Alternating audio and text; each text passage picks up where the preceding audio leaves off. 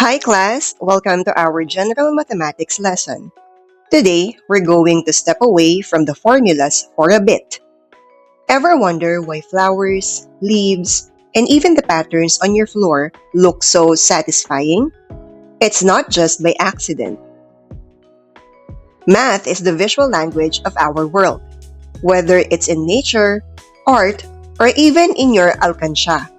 Math is everywhere. Today, we're going to learn how to describe patterns by inspection. Let's start with nature's pattern called fractals. What is a fractal?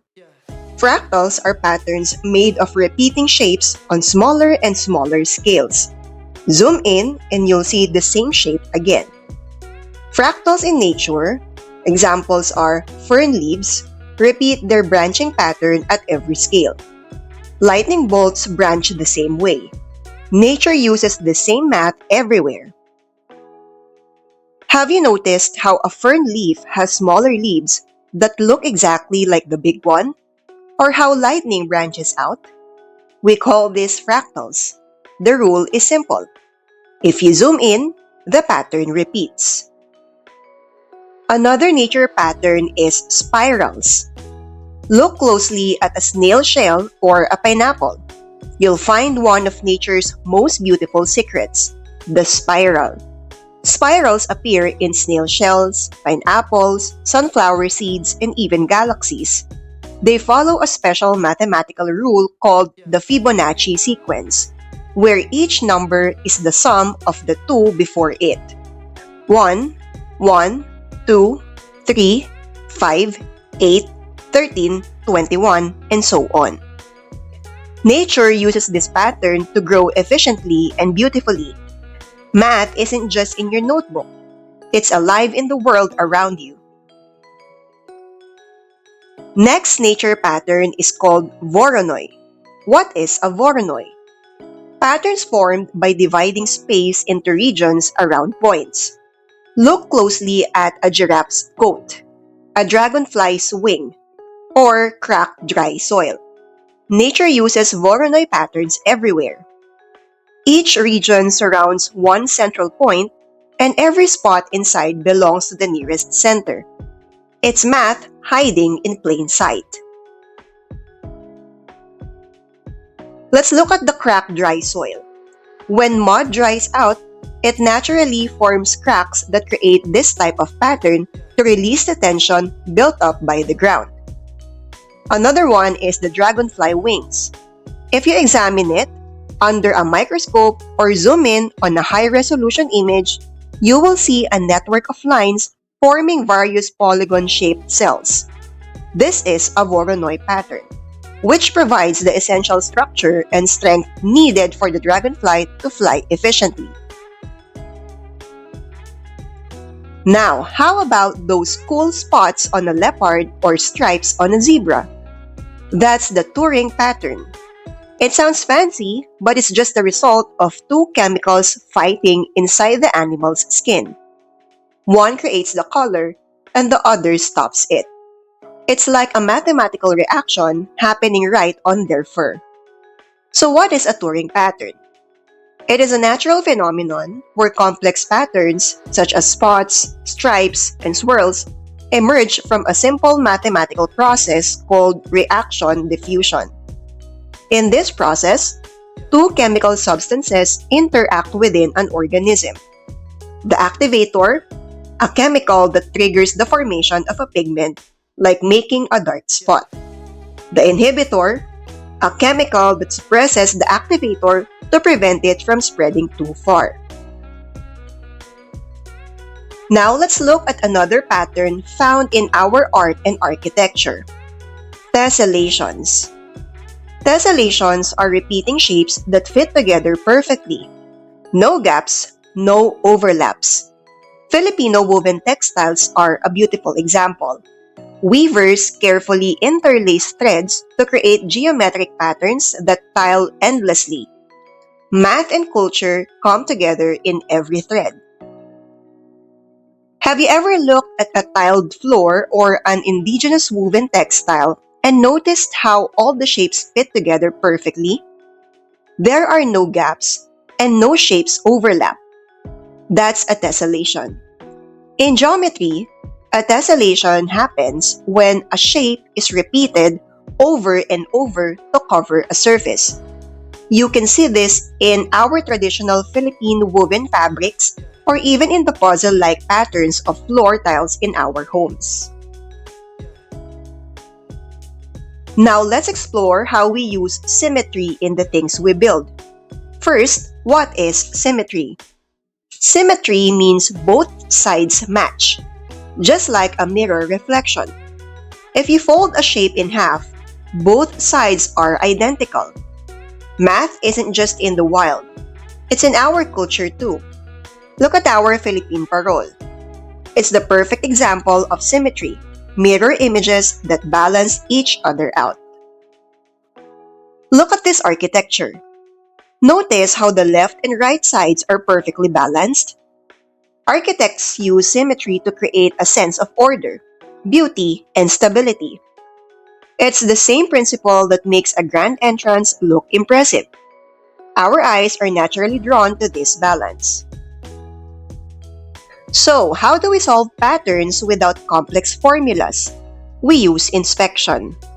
Step 1. Find the core. Look at the pattern and identify the smallest repeating unit. This is called the core. It is the basic building block that repeats over and over. Once you find it, the whole pattern becomes easier to understand. Step number 2. See how it changes. Ask yourself, does the pattern repeat exactly? Does it grow? Does a number, shape, or color shift each time? Spotting the change is the key to predicting what comes next in any pattern. So why do this work?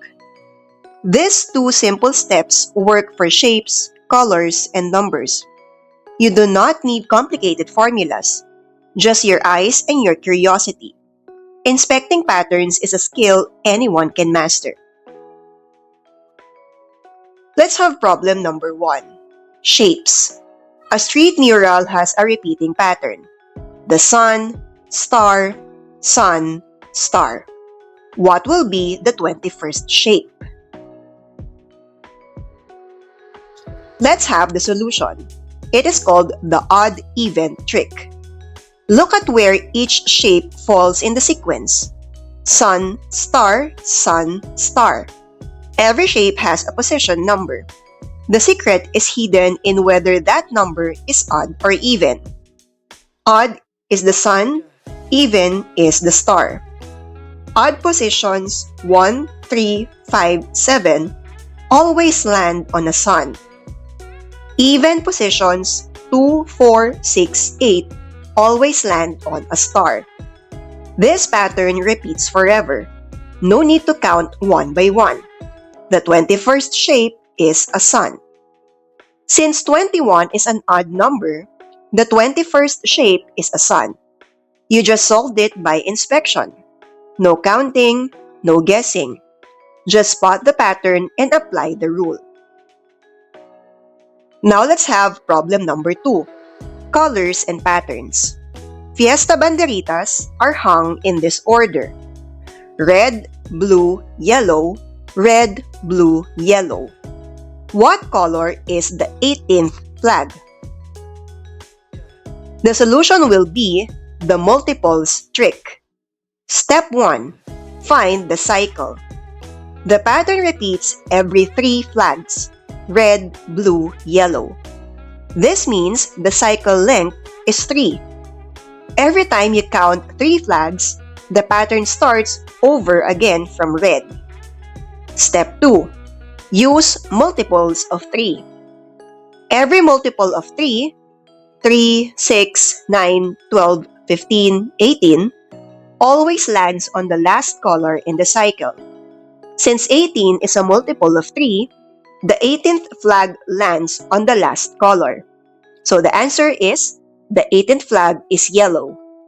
18 divided by 3 is equals to 6, with remainder 0. A remainder of 0 always means you land on the last color in the cycle. So the 18th banderitas is yellow, no leftover, perfectly on the last plug. Problem number 3, numbers. Savings pattern challenge. You are saving in an alcansya or a piggy bank. Week 1, 10 pesos. Week 2, 12 pesos. Week 3, 15 pesos. And week 4, 19 pesos. How much will you save in week 5? This is the growing gap trick. Look at how the savings increase each week. Week 1 to 2 is plus 2 pesos. Week 2 to 3 is plus 3 pesos. And week 3 to 4 is plus 4 pesos. The gap between each week keeps growing by 1 peso more each time. Since the gaps are plus 2, plus 3, plus 4, the pattern tells us the next gap must be plus 5 pesos. Each gap is exactly 1 peso more than the one before it. That's the trick. The difference itself is growing. So the answer is, week 4 savings will be equals to 19 pesos. Add the next gap. 19 pesos plus 5 pesos equals 24 pesos. So in week 5, you will save 24 pesos in your alcansya. You found the pattern by inspecting the growing gaps. So you see, math isn't about guessing. It's about spotting the logic. Now it's your turn. Look around your room right now. Can you find one pattern? Maybe on your curtains, your notebook, or your floor. Share it in the comments below. Thanks for watching and see you in the next lesson. Bye!